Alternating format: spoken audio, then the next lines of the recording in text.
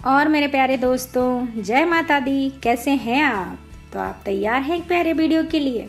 आज के इस वीडियो में हम बात करेंगे कि यदि आप नए घर का शुभारंभ या गृह प्रवेश करते हैं समय क्या उपहार देना चाहते हैं, इसकी जानकारी के लिए तो दोस्तों वीडियो को कृपया लास्ट तक जरूर देखें एवं कमेंट्स बॉक्स में जय माता दी अवश्य लिखें।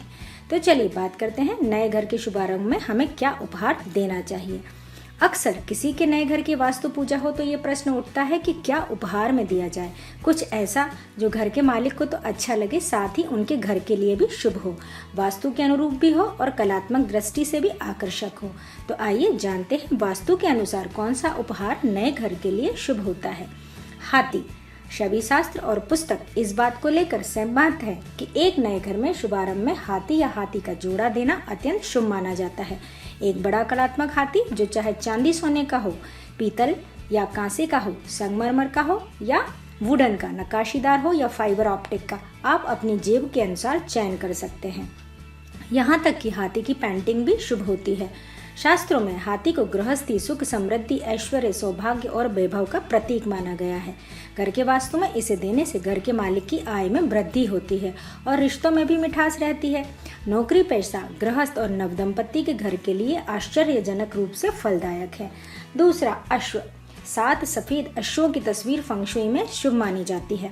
भारतीय शास्त्र भी कहते हैं कि किसी के घर की वास्तु पूजा में यदि शामिल होना हो तो घोड़े की तस्वीर भेंट में देना शुभ माना जाता है। अगर घर के मालिक व्यवसायी हैं तब तो ये और भी शुभ है उनके लिए। अगर उनको उनके घर में करियर की राह तलाशते छोटे बच्चे हैं तो ये तस्वीर उनके लिए मददगार होगी। नौकरी पेशा के लिए ये सामान्य रूप से लाभदायक है, लेकिन बिजनेसमैन के लिए कमाल की शुभता लेकर आती है घोड़े की तस्वीर। 2 तरफा गणेश जी।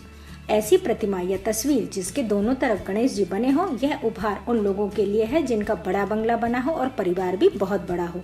जो लोग संयुक्त रूप से रहते हैं उनके लिए यह उपहार श्रेष्ठ माना जाता है। शास्त्रों में यह कहा गया है कि गणेश जी के पीठ के पीछे दरिद्रता रहती है, अतः ऐसी प्रतिमा जिसके दोनों तरफ गणेश जी का मुख ही मुख दिखाई दे वह परिवार के लिए कल्याणकारी है।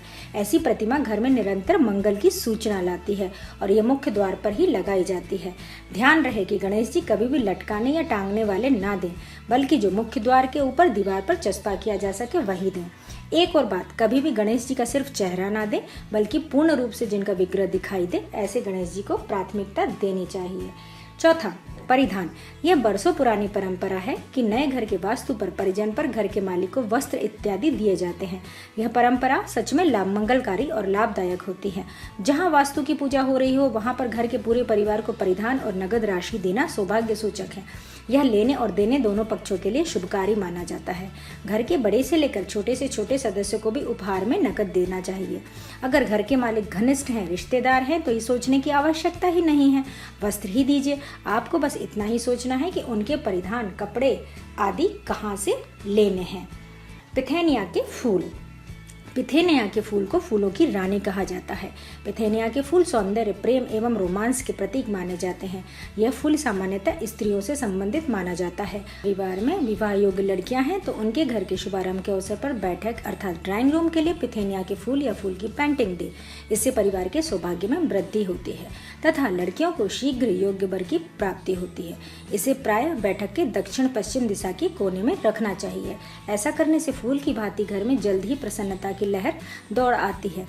अन्य, सामान्यतः नए घर के शुभारंभ के अवसर पर दैनिक उपयोग की वस्तुएं, साज सज्जा सामग्री आदि दी जा सकती है, लेकिन कोशिश यह करें कि जो उपहार आप दे रहे हैं वह मकान मालिक के लिए शुभ हो। मकान बनाना मंगलता की शुभता का संकेत होता है, अतः मिट्टी, टेराकोटा से बनी कोई भी सामग्री हर किसी के लिए मंगलकारी होती है। मिट्टी मंगल का प्रतीक है और मंगल पृथ्वी के पुत्र माने गए हैं, लेकिन यह ध्यान रखें कि गृह स्वामी को लाल रंग की कोई भी वस्तु भूल कर भी ना दें। अगर नवदंपति का मकान है तो उन्हें लड्डू गोपाल की प्रतिमा देना शुभकारी होता है। यह उपहार संतान की प्राप्ति के लिए दिया जाता है। तो आज के लिए बस इतना ही। उम्मीद है नई जानकारी लेकर फिर से हाजिर होंगे। जय माता दी।